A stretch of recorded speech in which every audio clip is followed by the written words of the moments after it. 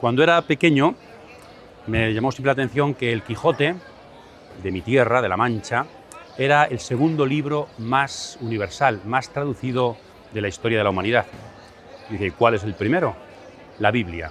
Pues hoy queremos simbólicamente hacer un homenaje al Quijote, a Cervantes, también desde la Biblia. Y además hablando de universalidades, claro que sí. Hoy vamos a tratar cómo en Hechos de los Apóstoles la Iglesia, el cristianismo se va haciendo universal. El capítulo 15 de Hechos de los Apóstoles, capítulo clave, donde nos dice cómo la Iglesia supo abrirse por voluntad de Dios a todos. Por tanto, desde Quijote, desde Cervantes, desde la Biblia, bienvenidos para seguir construyendo humanidad universal, para seguir construyendo catolicidad y unidad entre todos. Cautivados por la palabra. Bienvenidos.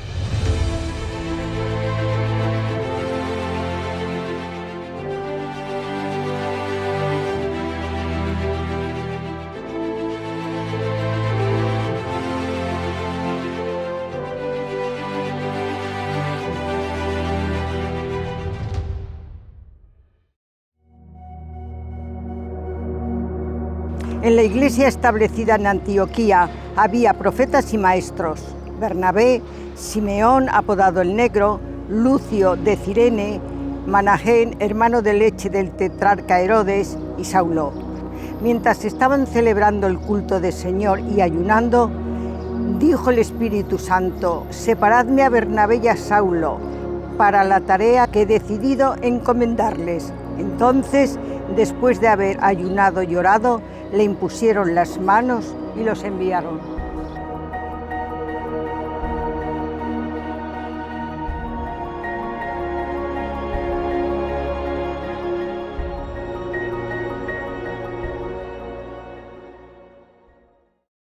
Os invitamos a trabajar en este vídeo los capítulos 13, 14 y 15 del libro de los Hechos de los Apóstoles, situándonos en el corazón de esta obra, en el centro literario, físico diríamos, y teológico de esta obra.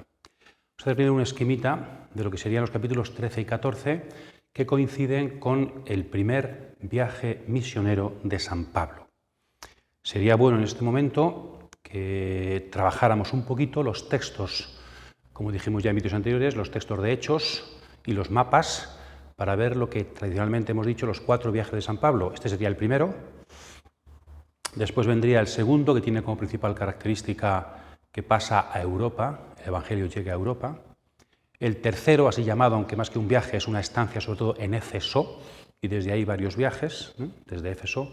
Después el cuarto viaje, que no es tanto viaje misionero cuanto la cautividad. San Pablo va a Jerusalén y en Jerusalén es cogido preso y desde allí va a Cesarea y desde allá sube en barco hasta Roma. Trabajar los 4 viajes misioneros de San Pablo, que son muy distintos entre sí. Este primero, la característica principal es que San Pablo no va por propia iniciativa, sino que va enviado por la comunidad de Antioquía. Y no va él solo ni como jefe de expedición. Diríamos que el jefe de expedición sería Bernabé y también va algún otro colaborador más, porque son enviados por la comunidad de Antioquía.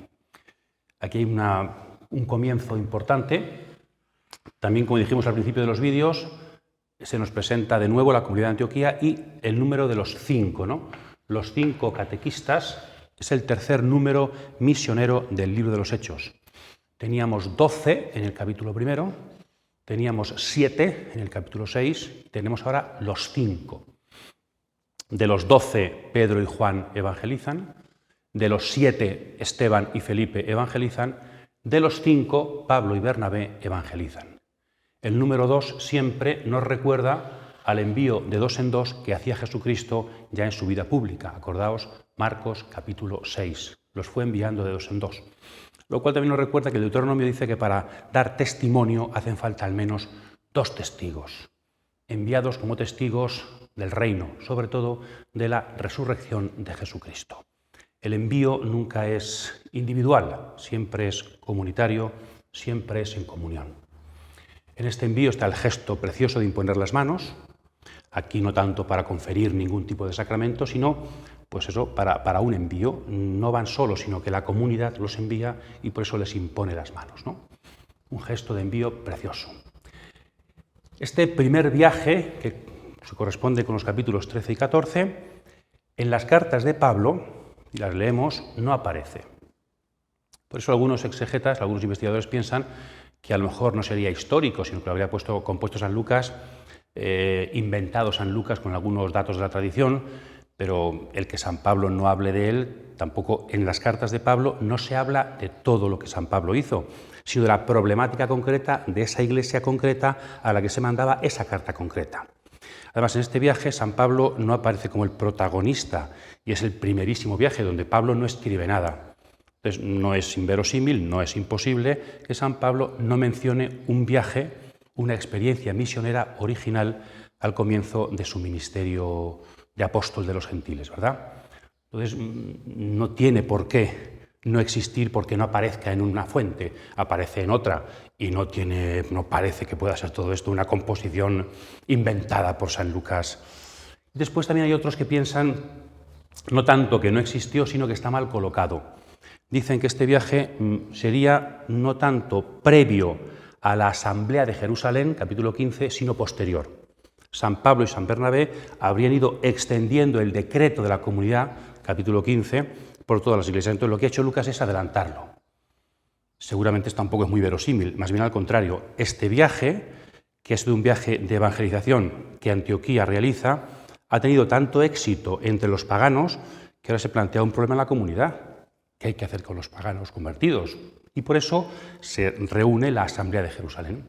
Entonces, este viaje viene perfectamente como prolegómeno, como introducción a la Asamblea de Jerusalén del capítulo 15, que se plantea un problema no abstracto, sino un problema que existe, y es que muchos paganos empiezan a convertirse, y que ya hay ciudades donde son mayoría los pagano-cristianos que los judío-cristianos. Yo creo que podemos hablar perfectamente de un viaje que San Lucas nos cuenta, pero que está trayendo de la tradición, y un viaje que se sitúa antes del año 48, antes de la Asamblea de Jerusalén. ¿Y este viaje por dónde va? He puesto aquí el esquema, ¿verdad? Parten de Antioquía, de Siria, la capital, van al puerto de Seleucia y desde allí viajan por mar a Chipre. ¿Por qué van a Chipre? Seguramente porque Bernabé es de allí. Ya había cristianos en Chipre, nos dice Hechos, en los capítulos anteriores. Entonces van allí seguramente a evangelizar más, a fortalecer y ampliar la primitiva comunidad, las primitivas comunidades que ya podría haber allí, ¿no? Ahí en Chipre se produce la evangelización y ahí tenemos dos personajes importantes. Elimas, que es un mago que asesora al procurador Sergio Paulo, procurador romano. Elimas nos recuerda mucho a Simón el mago de Samaria, ¿verdad? Y Flavio Josefo, historiador, nos habla también de un tal Átomos, que era también un mago de Chipre, solo que vivía en Jerusalén, en Cesarea, y también era asesor de otro procurador romano, en este caso de Cesarea. Entonces dicen algunos que sería el mismo, no sabemos. Pero en cualquier caso, los procuradores romanos se ve que tenían también consejeros magos, y aquí aparece como San Pablo y Bernabé son capaces de oponerse también a las fuerzas de la magia. El poder del Evangelio, el poder del resucitado, frente no solamente a las persecuciones de los hombres, sino frente al mundo de la magia y de la profecía falsa. En este enfrentamiento aparece algo muy interesante en el versículo 9, y dice San Lucas, Saulo, también llamado Pablo, y a partir de este versículo siempre se le va a llamar San Pablo. San Lucas no es que diga que se cambia aquí el nombre, pero a partir de este momento va a dejarle de llamar por su nombre hebreo, Saulo, Saúl, y va a empezar a llamarle con su nombre griego, su cognomen, diríamos, cognomen, que los romanos tenían, normalmente las personas tenían como 2 o 3 nombres. Pues Saulo, Pablo, a partir de aquí. ¿Por qué a partir de aquí? Algunos dicen porque a partir de aquí San Lucas utiliza una fuente distinta, literaria anterior, que se llama Pablo, y en otra sería Saulo. O sencillamente porque San Lucas quiere marcar un hito. Hasta ahora era Saulo y estaba como supeditado. A partir de ahora no solamente cambia el nombre, sino que parece que él es quien más importancia tiene en la misión. El cambio de nombre significa, llamarle Pablo significa ya que él va a tomar más la iniciativa en la misión. Ya no es aquel que Bernabé lleva y trae, sino que es el que va adquiriendo protagonismo en la misión. Hay quien dice también que se cambió el nombre él por Sergio Paulo, pero eso no tiene mucha base histórica, ¿no? Bien, en cualquier caso, evangelización de Chipre, y después por mar van hacia Asia Menor, pasando por algunas ciudades hasta llegar a Antioquía, no la misma de antes, Antioquía de Pisidia. ¿Por qué fueron aquí? Al centro, una zona lejana ahí, al centro de Asia Menor. Parece ser que Sergio Paulo, procurador romano en Chipre, era natural de Antioquía de Pisidia. Hay excavaciones muy bonitas por allí que se conservan muchas cosas. Y Antioquía de Pisidia, una pequeña Roma, una ciudad como pequeña Roma. Parece como que Pablo quiere, no sé si todavía ir a Roma, pero sí ir a evangelizar ciudades paganas desde donde poder extender el evangelio muy bien, ¿no? Entonces, seguramente, eso es una conjetura, pero quizá el contacto con Sergio Paulo les dio la intuición de ir a esta ciudad romana, pequeña Roma, para extender desde allí el evangelio, también con posibilidades de que llegara la voz, el mensaje a Roma, hasta la misma Roma. Aquí, luego lo veremos, San Pablo hace un precioso discurso en Antioquía de Pisidia, que luego estudiaremos. Después van por otras ciudades, Iconio, la actual Konia, ¿verdad? Ciudad santa también para el mundo de los derviches, en Listra, a otra ciudad que van, y allí hay dos cosas, un milagro de un tullido, Pablo en paralelo con los milagros de Pedro y de Jesús, y también ese milagro hace que los paganos quieran ofrecerle sacrificio, los confunden con dioses. Zeus, el jefe, es Bernabé, y Hermes, el que comunica, el que habla, el mensajero, es Pablo. Tiene una confrontación del cristianismo con el paganismo. Hay también un pequeño discurso de Pablo para intentar convencer que no. Cómo la Iglesia tuvo que ir también transformando, educando las tendencias religiosas del paganismo en el Imperio Romano, en la zona de Licaonia. Después siguen avanzando y van a Derbe, un paso rápido por Derbe, y desde allí ya comienza el regreso hacia Antioquía de Siria, donde los habían enviado. Van a dar cuenta de su misión, pasando otra vez por Listra, por Iconio y llegan a Antioquía. Y aquí en este regreso querría yo subrayar 4 ideas importantes, si leéis el texto despacio, que me parece que tienen también mucho que ver con la Iglesia de todos los tiempos y con la Iglesia actual, con la vuestra, con la mía, con nuestra Iglesia, la de Jesucristo, la de Pablo. Primero, una invitación, van regresando las comunidades que han fundado, no basta con convertirse ante lo nuevo, lo novedoso, sino hay que perseverar. Esa es la esencia del cristianismo, la perseverancia, la esencia del amor.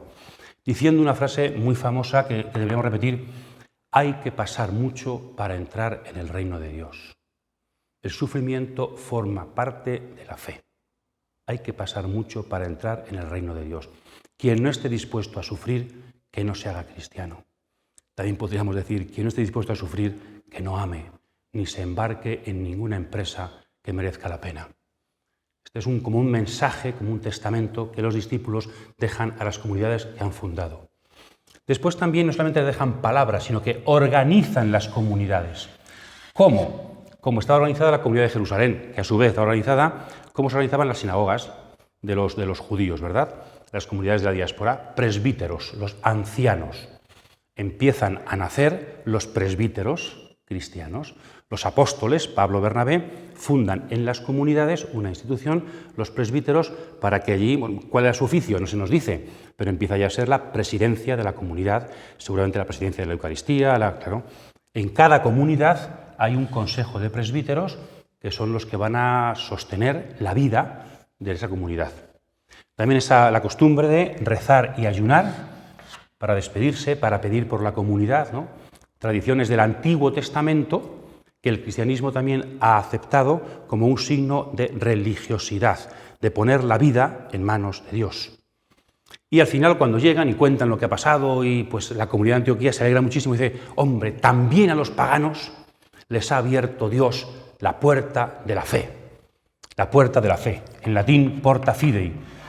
Así se llama, como sabéis, un escrito de Benedicto XVI para inaugurar el año de la fe, hace unos años, ¿verdad? Porta fidei. Este genitivo es un genitivo que se dice epesegético. No es que la fe tenga puertas, sino que puerta de la fe significa la puerta, es decir, la fe. La fe es la puerta. La fe es una puerta para entrar, para acceder a Dios. para acceder a la salvación. Entonces, cómo Dios, esa puerta que es la fe, la ha abierto para todos. Es una puerta universal. Ese es el resumen principal de todo este gran viaje, que luego traerá problemas. Todo lo bueno también trae problemas y habrá que afrontarlos en el capítulo 15.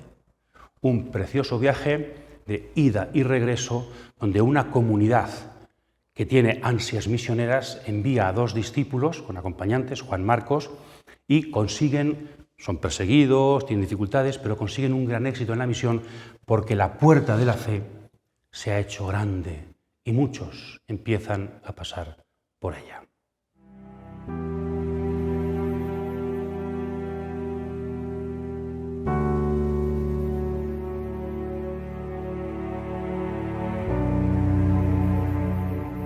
Hermanos, hijos de la raza de Abraham, y cuantos entre vosotros teméis a Dios, a vosotros ha sido enviada esta palabra de salvación.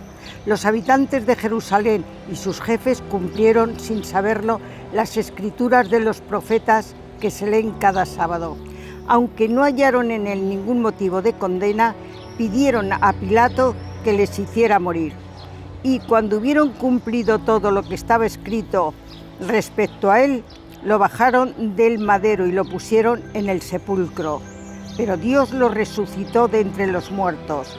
Él se apareció durante muchos días a los que habían subido con él de Galilea a Jerusalén y que ahora son testigos suyos ante el pueblo.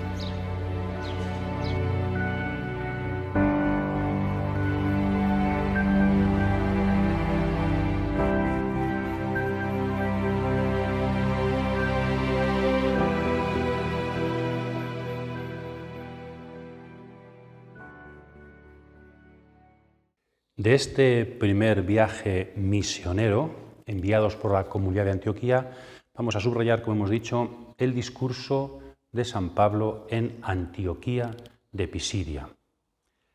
Hay más discursos de Pablo, varios, pero podríamos decir que hay sobre todo, 3 grandes discursos de San Pablo.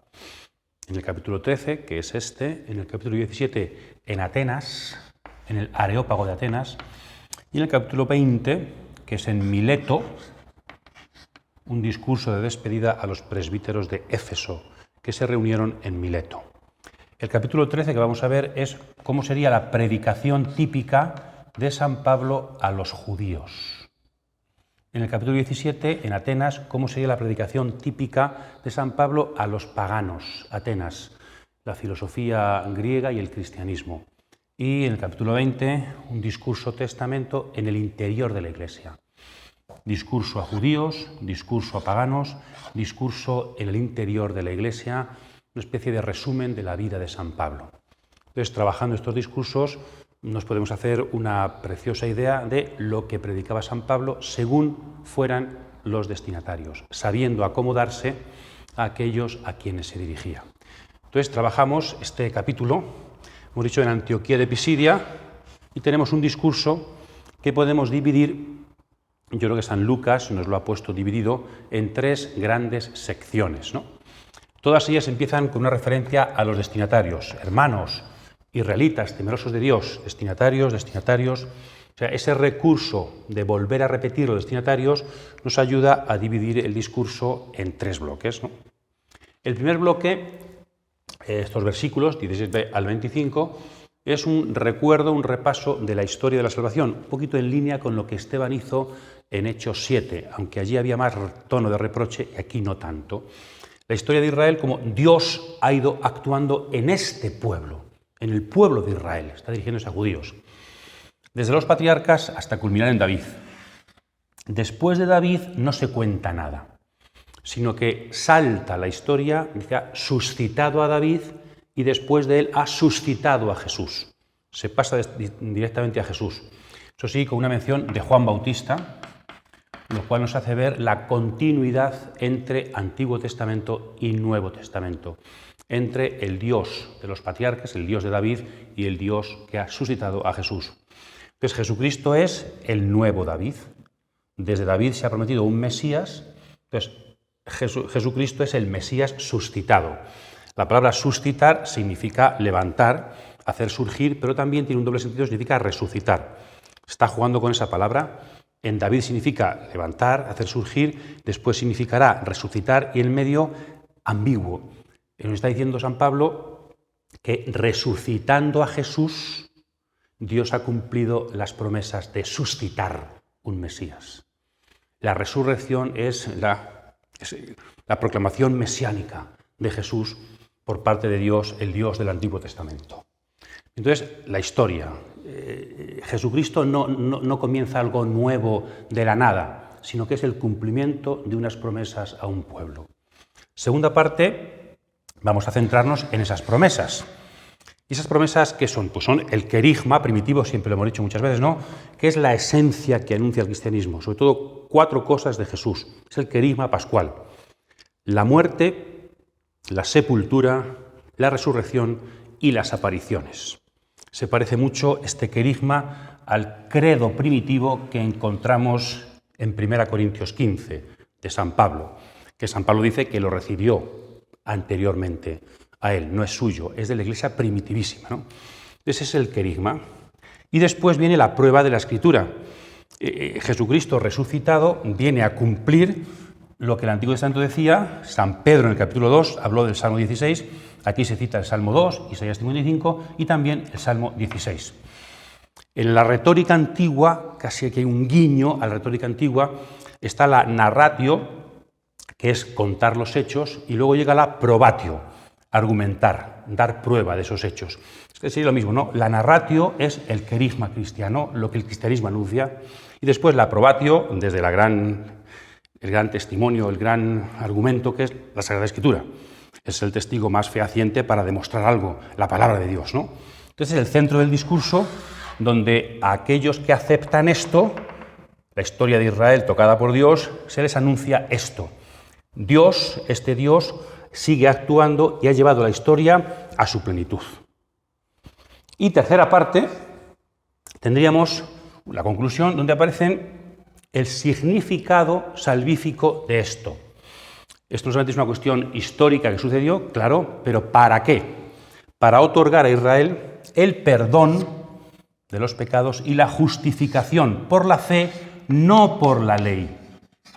La primera parte es más típica de San Lucas, el perdón de los pecados, acordaos del Evangelio de la Misericordia, San Lucas. La segunda parte es más paulina, justificación por la fe. San Lucas está transmitiendo un discurso de San Pablo. Perdón de los pecados y justificación nos hace justos por la fe, no por la ley. Pero acaba el discurso no sin más, sino con una cita de Habacuc, de un profeta, diciendo: cuidado, por tanto, con rechazar esto que hoy el Señor os está predicando. Porque lo que yo predico es una obra de Dios que comenzó aquí. Rechazar a Jesús es rechazar la obra de Dios que comenzó con Abraham. Es rechazar la obra de Dios de los patriarcas y David. Rechazar a Jesucristo es quedarse fuera del perdón, de la justificación, quedarse fuera del pueblo de Israel. Ser israelita de verdad significa haber sido parte de esta historia y continuar siendo parte de esta historia. Aceptar a Jesucristo como el Mesías prometido por el Dios de Israel. Continuidad perfecta entre el pueblo judío y el anuncio de Pablo, el anuncio de la Iglesia. Y de hecho, al final, tenemos una reacción positiva, es la conclusión narrativa al discurso, reacción positiva de los oyentes. Todo va bien.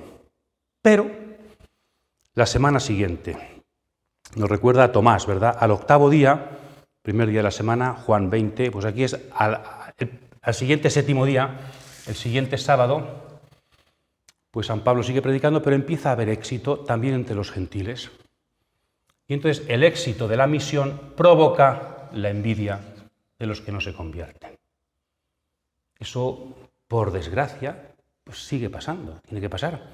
El éxito de unos, en este caso el éxito de la voluntad de Dios, provoca la envidia de los que no quieren formar parte de esa voluntad. Y frente a esa envidia, San Lucas subraya la valentía de los apóstoles. No se arredran ante esa envidia que intenta oponerse a la extensión de la palabra, sino que anuncian con valentía. ¿Y qué anuncian? Era necesario, acordaos en San Lucas, era necesario, es parte del plan de Dios, anunciar primero el Evangelio a los judíos. Forma parte del plan de Dios no solamente que Jesús muriera en la cruz, resucitara y nos salvara, sino anunciar a los judíos los primeros el plan de Dios. Pero, como lo rechazáis, nos vamos a los gentiles. ¿Y esto lo inventa San Pablo? ¿O es también parte del plan de Dios? Era necesario primero a los judíos, primero, pero no único. Y por eso, desde Isaías 49, el segundo canto del siervo, te hago luz de las naciones. Se aplica a San Pablo este texto, que en el Nuevo Testamento también se aplica a Jesús, y también en Mateo 5 se aplica luz de la tierra, luz del mundo, a los discípulos, ¿no? Entonces San Pablo encuentra en el Antiguo Testamento también el anuncio del Evangelio a los gentiles. Forma parte del plan de Dios la evangelización de los judíos, pero no como algo cerrado, sino que también Dios tenía previsto ir, en segundo lugar, abrir la puerta de la fe también a los paganos. Al final, Israel se cerrará o se abrirá a la palabra de Dios. Nos recuerda esto a la parábola del hijo pródigo, el hermano mayor de la parábola. Aquí el hermano pequeño serían los paganos. Entran al banquete sin merecerlo. Pero el hermano mayor, que siempre ha estado aquí en la historia, entrará o no entrará al banquete. ¿Aceptarán o no aceptarán que Dios abra la puerta a los gentiles? La puerta sigue abierta para todos, pero hace falta a todos, a los gentiles, a los judíos también, a los pecadores, a los de casa. Todos necesitamos conversión para superar la envidia y aceptar los planes de Dios.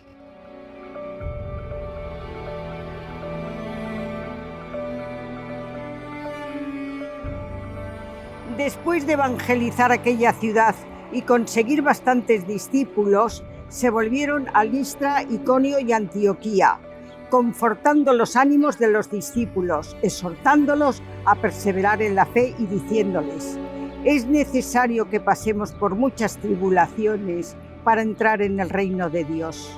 Designaron presbíteros en cada iglesia y después de hacer oración acompañada de ayunos, los encomendaron al Señor en quien habían creído.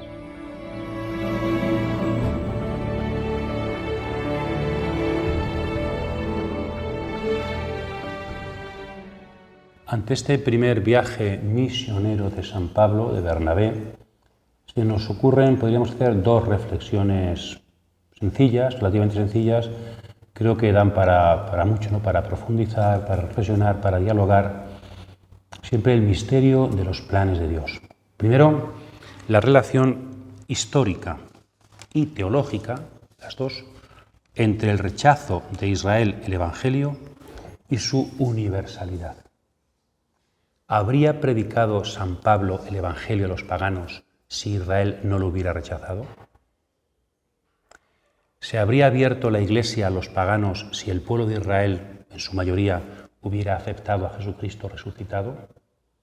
Históricamente, ¿lo habría hecho? ¿O habría cumplido Israel el plan que luego ha cumplido, diríamos, la Iglesia, compuesta también por paganos? Es una pregunta interesante, profunda, porque no solamente es una cuestión histórica, sino teológica. Formaba parte del plan de Dios que Israel rechazara el Evangelio para que así los paganos pudieran adherirse a la fe y después redundara, Dios sabe cuándo, en que los judíos también se conviertan. Una reflexión interesante. San Pablo lo hace, se atreve a ello en Romanos capítulos 9, 10 y 11. Y aquí también lo veremos al final de los Hechos, también aparece algo de esto. Entonces parece que forma parte del plan de Dios extenderse a los gentiles pasando por el rechazo de Israel, como la vida de Jesús llegó a la resurrección pasando por el rechazo de su pueblo y la crucifixión por parte de Roma. Primera reflexión. Y segunda, también muy interesante, quizá menos teológica, más espiritual, más pastoral. ¿Este primer viaje misionero ha sido un fracaso o ha sido un éxito? Podríamos decir, desde el punto de vista de la sinagoga, que ha sido un fracaso. Las persecuciones, Israel no ha creído en las sinagogas. En cambio es visto como un éxito porque se ha abierto el Evangelio a los paganos, no sabemos a cuántos. Entonces lo que empezó siendo evangelizar a los judíos de la diáspora ha sido un fracaso y se ha convertido en puerta abierta a los paganos. ¿Fracaso o éxito? O las dos cosas. Cuando fracasamos en la misión, ¿no será en parte del plan de Dios para que se abran nuevas puertas a otras perspectivas? Normalmente en la Iglesia, cuando algo sale mal, cuando las cosas no funcionan, cuando parece que Dios no produce frutos en la misión, casi siempre nos desanimamos. Lo vemos como un fracaso nuestro, de Dios, de la Iglesia, algo que hemos hecho mal. ¿No será a veces que no es tanto un fracaso y punto final, sino que los fracasos son puerta abierta a nuevas dimensiones y horizontes en la misión? Así lo vivió Pablo, así lo vivió Bernabé. ¿No serían estos capítulos 13 y 14 de Hechos también un aliciente espiritual y pastoral para nuestras tareas? Que se cierran puertas, no será para que se abran ventanas. Que se cierran perspectivas cortas, no será para que se abran perspectivas amplias. Quizá también la universalidad de la Iglesia explícita no tendrá hoy que pasar por ciertos fracasos en ciertos ambientes. Creo que es interesante esta reflexión para seguir aprendiendo de los planes de Dios, de los caminos del Espíritu en la Iglesia.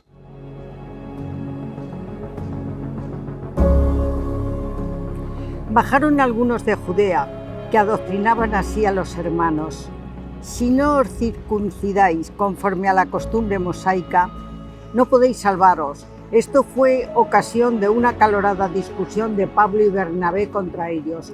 Así que decidieron que Pablo y Bernabé y alguno más de ellos subieran a Jerusalén, donde los apóstoles y presbíteros, para tratar esta cuestión.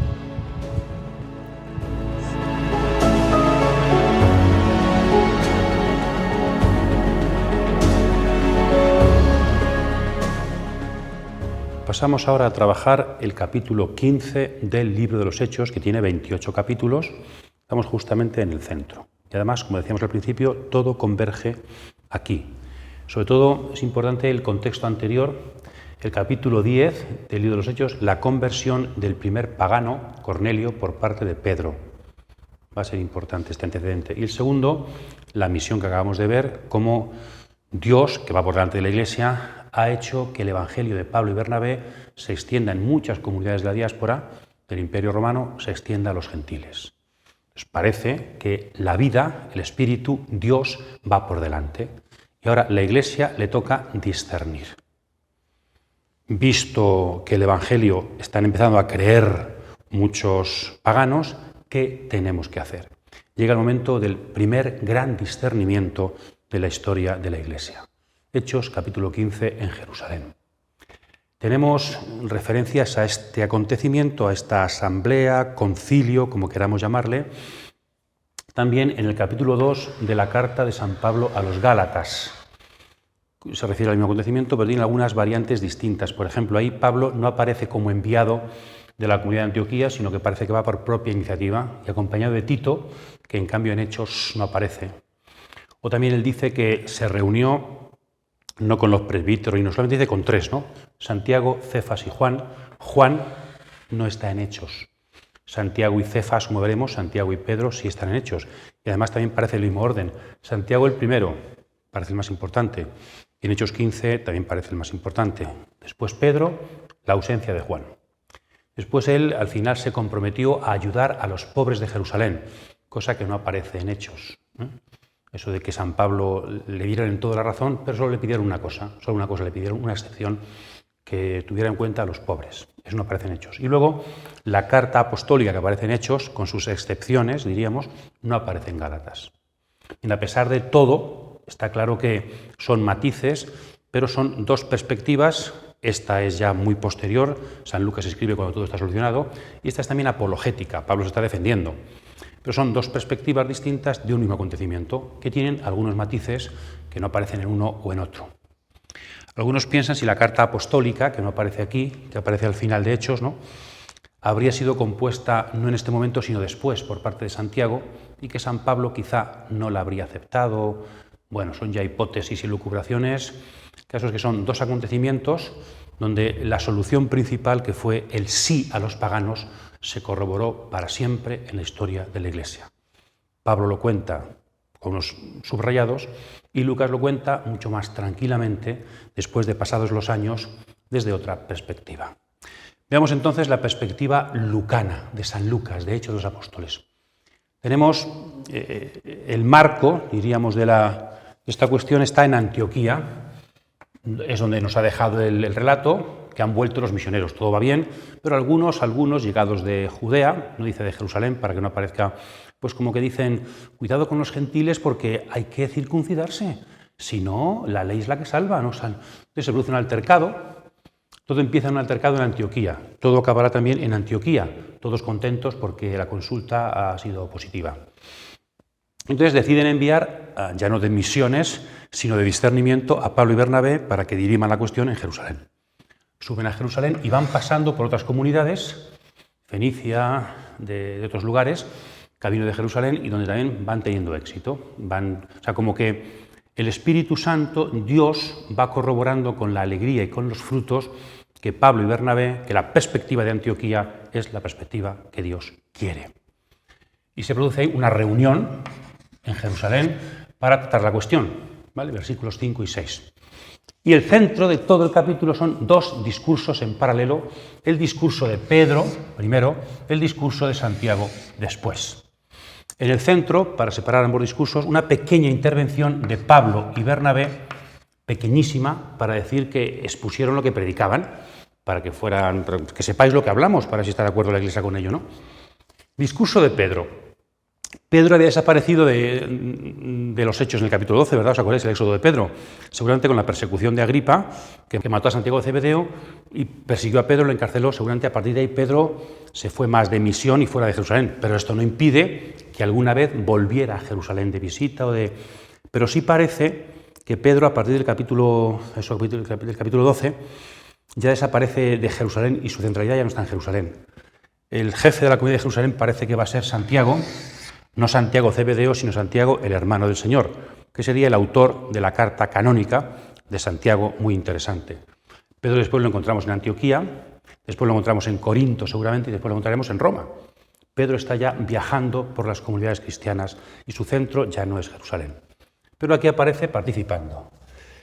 Y él no cita, como para corroborar lo que Dios quiere, no cita la misión de Pablo y Bernabé, cita su propia experiencia.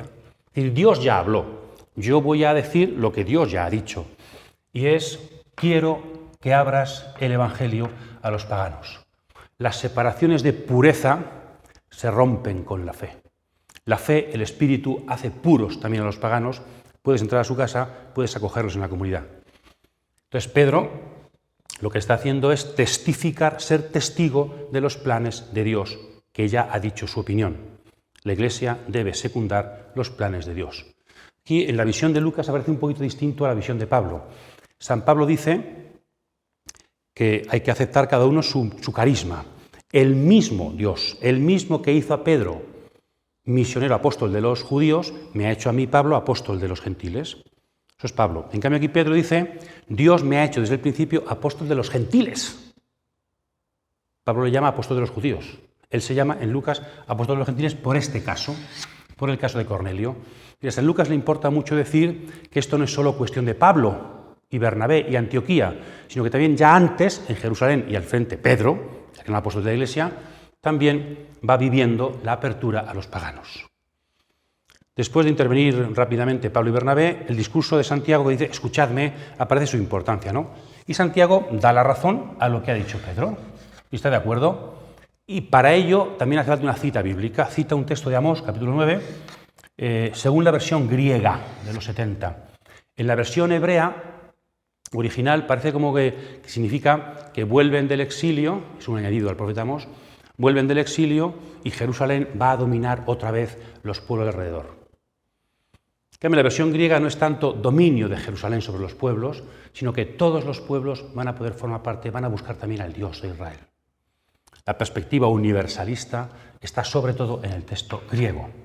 Otra vez, la importancia de la traducción griega del Antiguo Testamento, en Alejandría, para las tesis del cristianismo, ¿verdad? Entonces Santiago corrobora la opción de Pedro desde la cita bíblica. ¿Veis entonces que es la vida? Dios va por delante y la Escritura son la clave del discernimiento. Eso sí, hay un problema. A partir de aquí van a surgir dos facciones, dos comunidades: cristianos que cumplen la ley, circuncidados, y cristianos que no cumplen la ley, paganos, no circuncidados. Y cuando se junten, ¿qué hacemos? A la hora de comer, ¿qué hacemos? Porque un judío entonces pone unas pequeñas excepciones impuestas a los paganos para que los judíos los acepten en su mesa, que son unas excepciones más o menos que después se van a dar como solución en las cartas. Casi todas de tipo alimenticio, menos esta, ¿no? La carne sacrificada a los ídolos, que también está en otros textos del Nuevo Testamento de San Pablo. Es decir, ¿puede un cristiano comer carne que ha sido sacrificada en un templo pagano, que luego se vendía en el mercado? No es una carne manchada, los judíos no podían. ¿Un pagano cristiano podía? En principio sí, dice Pablo, pero mejor no, por respeto a los judeocristianos. La impureza son los matrimonios no lícitos, según el Levítico, ¿no? Esos animales estrangulados, pues también seguramente hay referencia al Levítico 11, y luego también todo lo que se ha cocinado con sangre, Levítico 17, tampoco. Entonces, una carta donde se ponen los mínimos para la convivencia entre las dos comunidades que van surgiendo. Mínimos alimenticios, mínimos de la ley exigidos a los pagano-cristianos. Después vuelven a Antioquía, junto con unos enviados de la comunidad que le explican la carta a la comunidad de Antioquía. Y se produce una gran alegría porque se ha mantenido la paz en la Iglesia, cumpliendo la voluntad de Dios.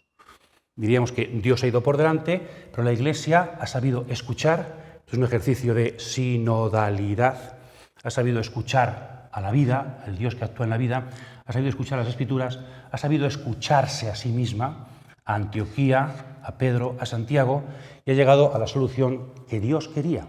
Por eso el Espíritu Santo y nosotros os decimos. Es el Espíritu el que actúa en la Iglesia cuando funciona de esta manera. Y entonces todo funciona bien, ya luego regresan, y un último sumario en el que San Lucas, que le gusta acabar las cosas, como todo está en paz y la palabra de Dios sigue cundiendo, sigue avanzando en esta Iglesia pacificada, que tiene problemas, pero va sabiendo resolver los problemas a golpe de discernimiento, de escucha, de fiarse y secundar los planes de Dios.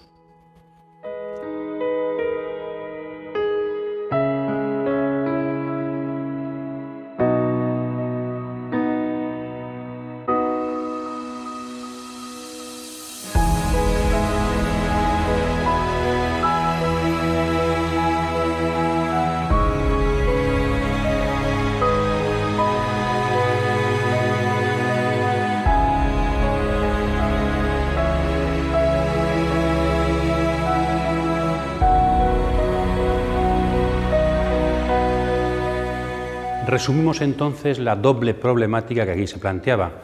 Hay una problemática principal, ¿no?, que es la circuncisión, que no es una cuestión, como decíamos ya en vídeos anteriores, no solamente práctica, que era costosa, sino es una cuestión de ¿los paganos pueden ser cristianos sin ser judíos?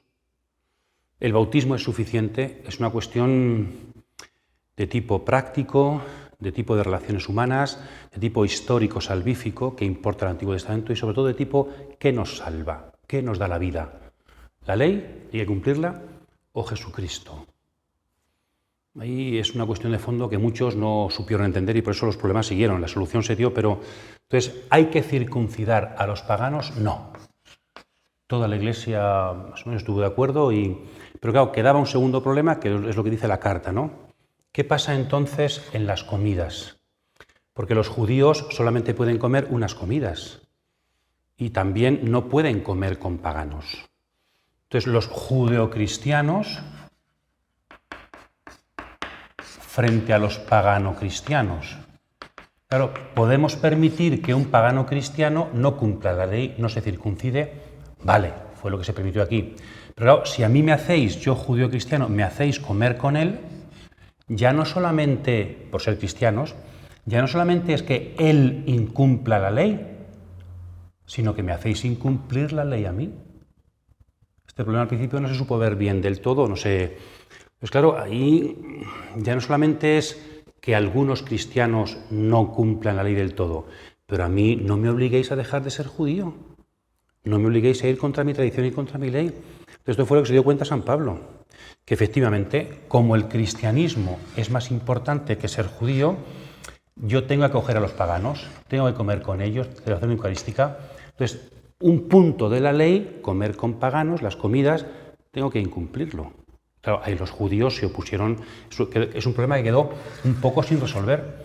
Por eso en Gálatas 2 tenemos, después del Concilio de Jerusalén, el incidente de Antioquía, donde Pedro comía con paganos, pero cuando llegó gente de Santiago, de Jerusalén, simuló y no se juntaba con los paganos. Y le decía a San Pablo, ¿qué haces?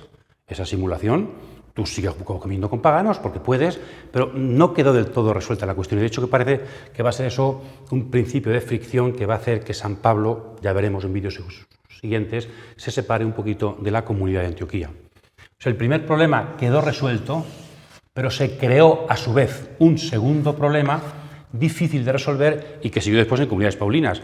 ¿Podemos comer carne sacrificada a los ídolos? Aunque podríais, por deferencia a los judíos, a los pequeños, no comáis. Entonces, el cristianismo es tan importante, la Eucaristía, las comidas fraternas son tan importantes que relativizan la ley. Eso, a la hora de una comprensión práctica, una vivencia de la religión, es muy difícil, muy fuerte, dirían los jóvenes de hoy, ¿verdad? Muy duro. Pues es lo que San Pablo se dio cuenta, quizá como nadie en aquel tiempo. Cristo nos hace considerar todo basura, todo secundario, todo va puesto debajo de Cristo. Cristo está por encima de la ley. Cristo es el único mediador entre Dios y los hombres. Y ese es el principio fundamental para nuestro discernimiento. Jesús de Nazaret. Podemos renunciar a todo menos a Cristo. Ese principio Pablo lo tuvo claro, pero claro, no fue fácil que el resto de cristianos con otras sensibilidades lo fueran aceptando. Entonces el Concilio de Jerusalén fue un hito, pero que tuvo que ir haciéndose la digestión de ese concilio, las consecuencias, durante tiempo. Cuando Lucas escribe, cuando Gálatas se escribe, no está aún resuelto el problema del todo, pero cuando Lucas escribe Hechos ya parece que todo el problema ha quedado resuelto y hay paz, diríamos, entre ambas facciones, parece. Bien, y dicho esto, terminamos un poco como visión de conjunto, hemos dicho que el capítulo 15 sería el centro, donde convergen todos los hechos, y hemos tenido como tres grandes etapas, capítulos, tenemos aquí puestos, ¿verdad?, en el libro donde aparecen un subrayado cristiano y una oposición. Siempre la oposición forma parte de la evangelización. En los primeros capítulos la insistencia es Jesús es el Mesías de Israel, es el carisma principal, el Hijo de Dios. Y se opone el templo y sus sacerdotes, a los apóstoles, a los 12. Después los 7. La ley y el templo quedan relativizados. El templo queda, lo que estamos aquí sacando consecuencias, ¿no? Jesucristo deja un poco las instituciones de Israel, las deja un poquito en segundo plano. Y aquí ya quien se opone no solamente a los sacerdotes, sino que es el pueblo, también instigado por los maestros de la ley. Y después, en la tercera parte, los 5, Antioquía, la misión, es ya la admisión de los paganos a la fe, que ya empezó antes, capítulo 10, pero que aquí diríamos se plantea como problemática importante, general, que hay que resolver ya en la Iglesia. El evangelio a los paganos. Y quien se opone, dicen, son los fariseos, convertidos al cristianismo, lo que se llama después los judaizantes. Los cristianos que decían que había que ser cristianos, pero sin dejar de ser judíos. Circuncisión, alimentos, compatibilizar el cristianismo y el judaísmo de forma plena, sin exigir ninguna violencia, ninguna renuncia a la ley. Entonces, estos se oponen ahora, el grupo de Santiago o de gente que ponía a Santiago como excusa, ¿verdad?, que se oponían a lo que Pablo y la Iglesia predicaban. Pues todo esto se ha resuelto, habrá que sacar sus consecuencias, a mitad, y ahora, a partir de este momento ya, Pablo puede libremente dedicarse a evangelizar a los gentiles esa buena noticia de la salvación por la fe. Todos podemos acceder por la puerta de la fe, al reino de los cielos. Ya la extensión teológica está hecha. Hace falta una extensión geográfica, que esto, de hecho, llegue a todos, porque para todos ha explotado la misión en Jerusalén.